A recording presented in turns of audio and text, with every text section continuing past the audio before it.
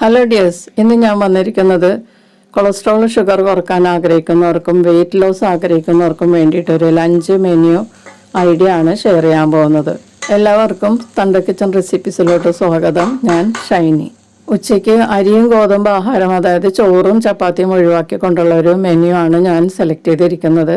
അതിന് നമുക്ക് ചോറിനും ചപ്പാത്തിക്കും വേണ്ടിയിട്ട് ഞാനൊരു പാവയ്ക്കയും മധുരക്കിഴങ്ങുമാണ് എടുത്തിരിക്കുന്നത്. ഇത് മധുരക്കിഴങ്ങ് തൊലി ചെത്തി ചെറിയ കഷ്ണങ്ങളാക്കണം. അതുപോലെ പാവയ്ക്കയും ചെറിയ കഷ്ണങ്ങളാക്കി എടുക്കണം. ഇത് കഴിക്കാൻ പാകത്തിലാക്കി എടുക്കാനായിട്ട് ഒരു പാൻ ചൂടാക്കി 2 ടീസ്പൂൺ വെളിച്ചെണ്ണ ഒഴിക്കുക.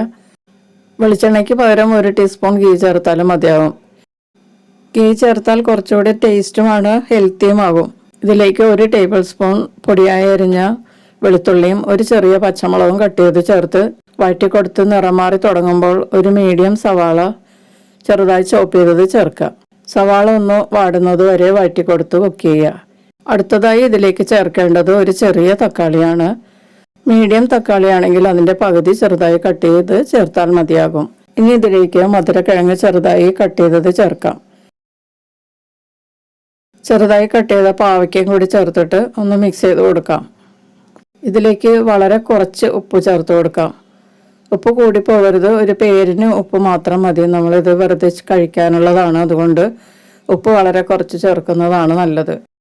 മധുരക്കിഴങ്ങിലും പാവയ്ക്കയിലും വളരെ കുറച്ച് കാലറിയ അടങ്ങിയിട്ടുള്ളൂ.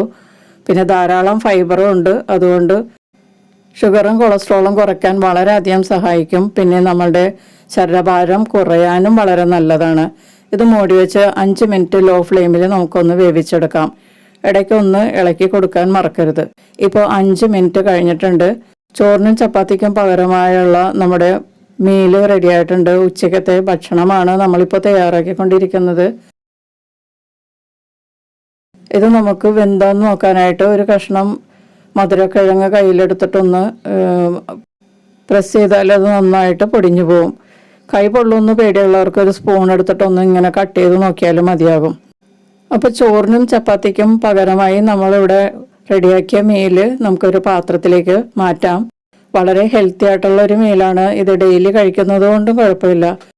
ഷുഗർ കുറക്കാൻ വേണ്ടി ചിലർ പാവയ്ക്ക ജ്യൂസായിട്ട് കഴിക്കും. അത് ചിലർക്ക് ചില ആരോഗ്യ പ്രശ്നങ്ങൾ ഉണ്ടാക്കും, വയറിളക്കം, അതുപോലെ ഛർദിയൊക്കെ ഉണ്ടാവാറുണ്ട്.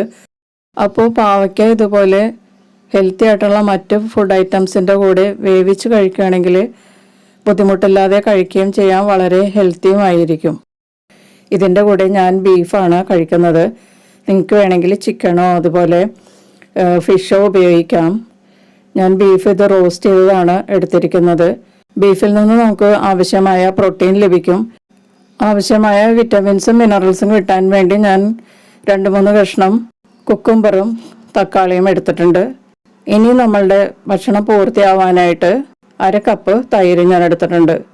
തൈര് നമ്മളുടെ ഉച്ചക്കത്തെ ആഹാരത്തിൽ ഉൾപ്പെടുത്തേണ്ടത് വളരെ അത്യാവശ്യമാണ്.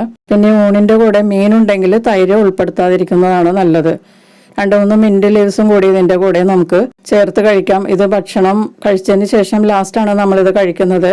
മിന്റ് ലീവ്സ് വളരെയധികം ന്യൂട്രിയൻസ് അടങ്ങിയതാണ്. പിന്നെ നമ്മളുടെ ബ്രെയിനിൻ്റെ ആരോഗ്യത്തിനും വളരെ നല്ലതാണ്. മൗത്ത് ഫ്രഷ്നറാണ്, ഡൈജഷൻ നന്നാക്കും. അപ്പോൾ ഇതെല്ലാം ഉൾപ്പെടുത്തിയ ഒരു മീലാണ് നമുക്ക് ഉച്ചയ്ക്ക് ആവശ്യം. ദിവസവും ഒരേ ഭക്ഷണം കഴിക്കുമ്പോൾ വിരസത ഉണ്ടാവാതിരിക്കാൻ മെനുവിൽ മാറ്റങ്ങൾ വരുത്താവുന്നതാണ്.